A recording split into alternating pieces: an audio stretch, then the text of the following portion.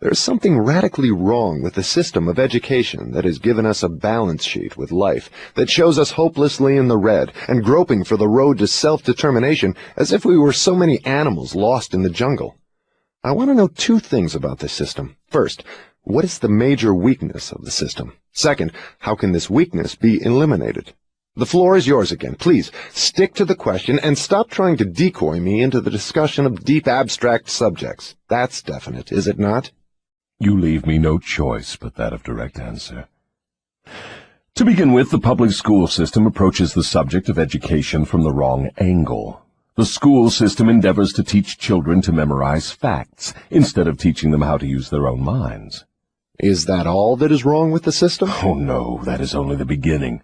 Another major weakness of the school system is that it does not establish in the minds of children either the importance of definiteness of purpose, or make any attempt to teach youths how to be definite about anything. The major object of all schooling is to force the students to cram their memories with facts, instead of teaching them how to organize and make practical use of facts. This cramming system centers the attention of students on the accumulation of credits, but overlooks the important question of how to use knowledge in the practical affairs of life. This system turns out graduates whose names are inscribed upon parchment certificates, but whose minds are empty of self-determination. The school system got off to a bad start at the beginning. The schools began as institutions of higher learning, operated entirely for the select few whose wealth and family entitled them to education.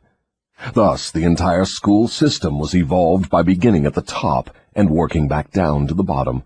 It is no wonder the system neglects to teach children the importance of definiteness of purpose, when the system itself has literally evolved through indefiniteness. What would correct this weakness of the public school system? Let's not complain of the weakness of the system unless we are prepared to offer a practical remedy with which it can be corrected. In other words, while we are discussing the importance of definiteness of plan and purpose, let us take our own medicine and be definite. Go ahead now and give me a detailed catalog of all the changes in the public school system which would improve it. So you want the entire catalog, do you? Do you want the suggested changes in the order of their importance? Describe the changes needed, just as they come to you. You are forcing me to commit an act of treason against myself. But here it is. Reverse the present system by giving children the privilege of leading in their schoolwork instead of following orthodox rules designed only to impart abstract knowledge. Let instructors serve as students, and let the students serve as instructors. As far as possible, organize all schoolwork into definite methods through which the student can learn by doing, and direct the classwork so that every student engages in some form of practical labor connected with the daily problems of life. Ideas are the beginning of all human achievement. Teach all students how to recognize practical ideas that may be of benefit in helping them acquire whatever they demand of life. Teach the students how to budget and use time, and above all, teach the truth that time is the greatest asset available to human beings, and the cheapest. Teach the student the basic motives by which all people are influenced, and show how to use these motives in acquiring the necessities and the luxuries of life. Teach children what to eat, how much to eat, and what is the relationship between proper eating and sound health. Teach children the true nature and function of the emotion of sex. And above all, teach them that it can be transmuted into a driving force capable of lifting one to great heights of achievement. Teach children to be definite in all things, beginning with the choice of a definite major purpose in life.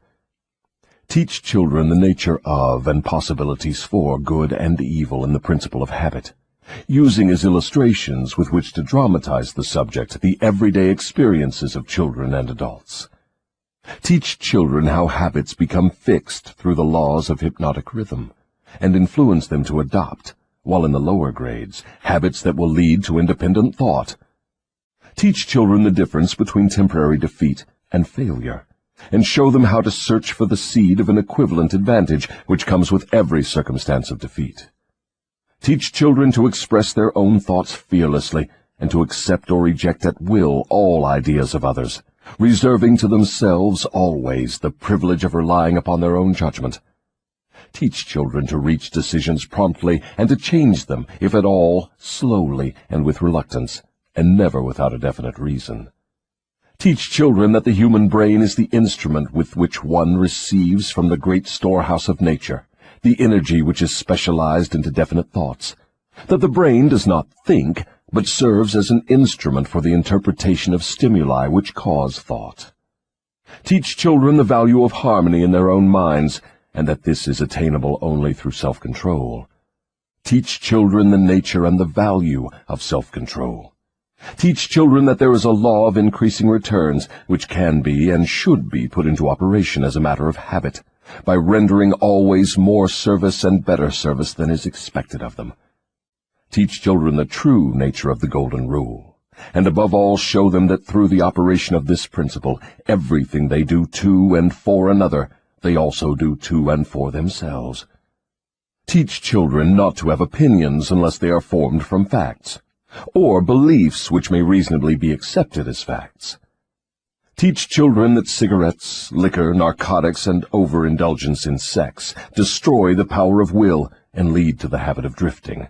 Do not forbid these evils, just explain them. Teach children the danger of believing anything merely because their parents, religious instructors, or someone else says it is so.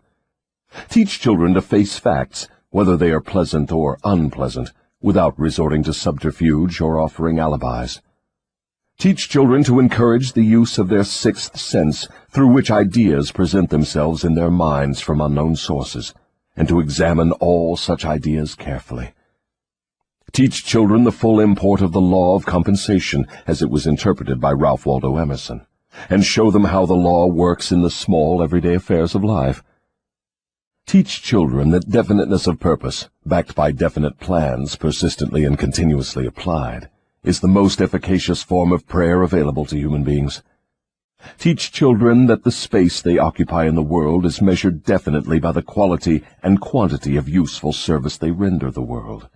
Teach children there is no problem which does not have an appropriate solution, and that the solution often may be found in the circumstance creating the problem. Teach children that their only real limitations are those which they set up or permit others to establish in their own minds. Teach them that man can achieve whatever man can conceive and believe.